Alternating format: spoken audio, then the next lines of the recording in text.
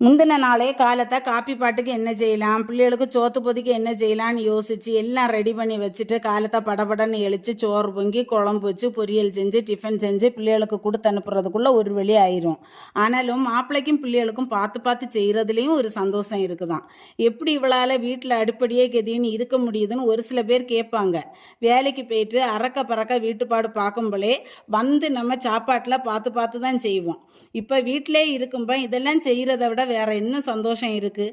Matriculation ஸ்கூலில் தன்மானத்தை இழந்து நம்முடைய உடம்பை ஃபுல்லாக வருத்தி கஷ்டப்பட்டு வேலை செஞ்சுட்டு அந்த டென்ஷனை ஃபுல்லாக வீட்டில் காட்டுறதுக்கு நிம்மதியாக வீட்டில் புருஷனையும் பிள்ளையும் பார்த்துக்கிட்டு இருக்கிற இந்த லைஃப் எனக்கு ரொம்ப பிடிச்சிருக்கு.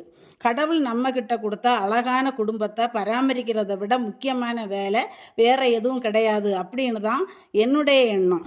இந்த வீடியோ உங்களுக்கு பிடிச்சிருந்ததுன்னா லைக் பண்ணுங்கள், உங்கள் வேல்யூபிள் கமெண்ட்ஸை ஷேர் பண்ணுங்கள், சேனலை சப்ஸ்கிரைப் பண்ணுங்கள். Thank you friends.